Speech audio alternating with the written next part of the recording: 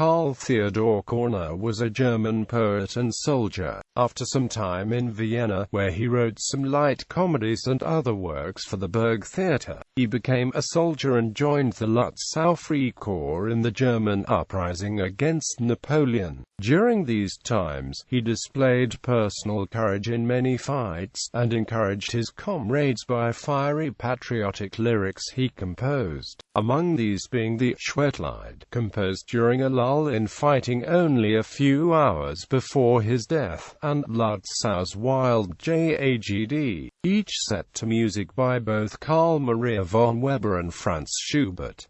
He was often called the German Tyrtaeus.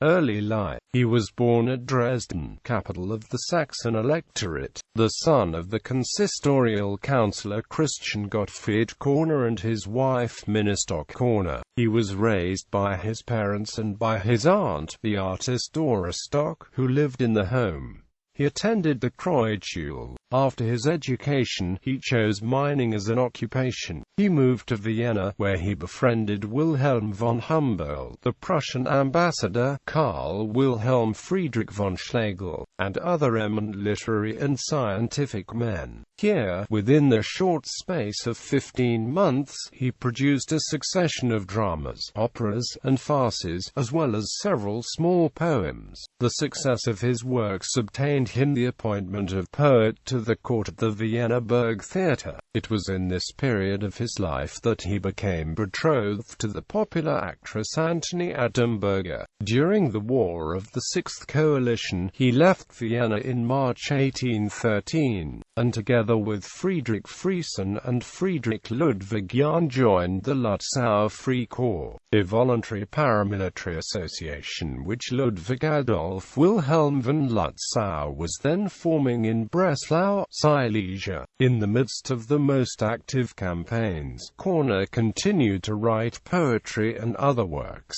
He wrote a Singspiel, Der Viajarige Posten, which was set to music by Franz Schubert in 1815, but the piece was not performed until 1869, when it was staged at the Hofoper, Dresden.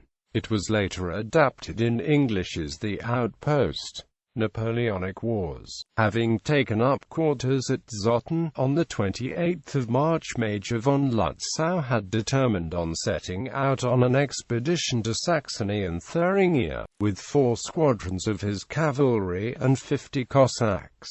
Körner arrived at Dresden on the 6th of April, taking the occasion to visit his family. In Leipzig, the Free Corps missed the opportunity to participate in the battles of Mockern and Lutzlen. Major von Lützow marched northwards, then, hearing of the French retreat from Hamburg, again turned to the south. Körner was frustrated, but earnestly entreated permission to accompany him, and his desire was fulfilled when he was appointed adjutant by Lützow, who highly esteemed him, and wished to have him near his person. They marched from Halberstadt via Eisleben, Badstadt to Schliess, and finally reached Teichert near Plauen in Vogtland within a few days, not without encountering the enemy, who were dispersed throughout these districts, but also not without effecting some important results. Intelligence and information were procured, ammunition was captured, and prisoners were taken. As a result, Napoleon was determined to destroy the corps, and the 1813 armistice provided an opportunity for putting it in practice. Major von Lützow had received official information of the armistice concluded at Plauen on the 4th of June. Without expecting to meet with any opposition, he chose the shortest route to rejoin the infantry of his corps, having received assurance of safety from the enemy's commanding officers, and proceeded, without interruption, back to Katzen near Leipzig. But here he found himself surrounded and menaced by a very superior force. Körner was dispatched to demand an explanation, but, instead of replying, the French general François Fournier-Saulave struck at him with his sword, and ordered a general attack be made on the 3 squadrons of the Lützow cavalry. Several were wounded and taken, and others dispersed in the surrounding country, but Major von Lutzow himself was saved by the assistance of a squadron of Uhlans, who had been in advance with the Cossacks. He reached, with a considerable number of his troops,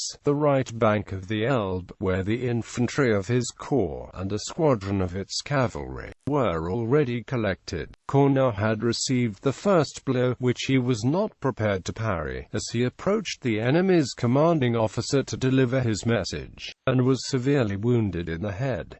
He managed to escape on his horse to a nearby forest. After he had assisted a wounded comrade, he noticed an enemy troop that was in pursuit of him, and called with a loud voice, "Fourth Squadron, advance!" His orders succeeded, the enemy drew back, and he was able to retreat farther into the forest. The pain of his head wound had become very severe. It was in this position that he composed the sonnet Abschied vom Leben, of which the following is a translation. Farewell to life, my deep wound burns, my pale lips quake in death, I feel my fainting heart resign its strife, and reaching now the limit of my life, Lord, to thy will I yield my parting breath. Yet many a dream hath charmed my youthful eye, and must life's fairy visions all depart? Oh surely no, for all that fired my heart to rapture here, shall live with me on high, and that fair form that won my earliest vow, that my young spirit prized all else above, and now adored as freedom, now as love, stands in seraphic guise before me now.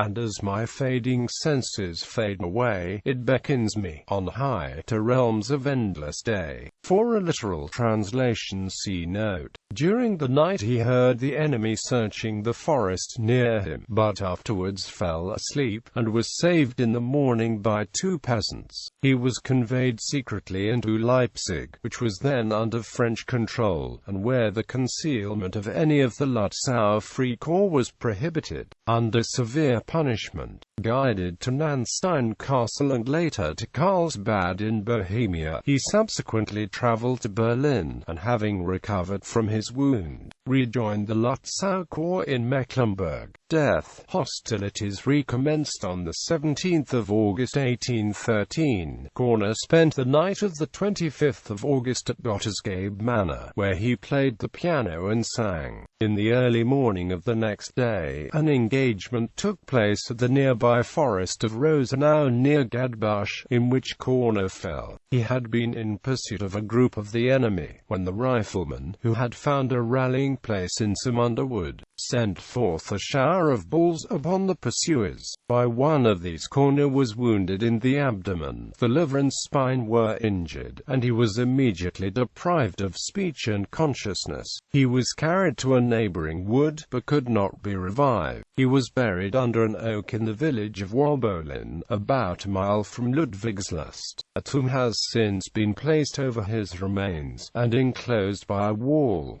Körner died at the age of 21. His Poetische Nachlass were edited by his father and published at Leipzig in 1815.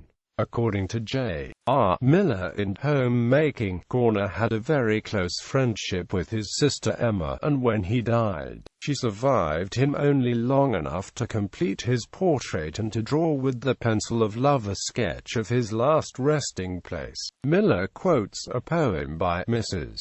Hemans about the mutual devotion. Works. His first volume of poems was published under the title of Nospen. Of his light comedies, Die Braut and Der Grunddomino were very successful, and Der Nachtwachter was notable, as was Sword Song. The drama Zrani, an historical tragedy, is the most ambitious of his works. Many of the poems from his years in the Lutzow Free Corps were set to music by Carl Maria von Weber. A selection of his battle songs was prepared by his father and published under the title of Lehr und Schwert. His complete works were published by the direction of his mother, and edited by Streckfuss. Bibliography. His life, written by his father, with his selections from his poems, tales, and dramas, translated from the German by G. F. Richardson, appeared in London in 1845. Biographical and critical studies are by Bauer, Rogge, Kregenberg, Jaden, Peschel and Wildener and Peschel. Publications: Seine Körner als Dramatiker. Strucker, Betrachtung zur kritischen Werdegang der dramatischen Dichtungen Körners.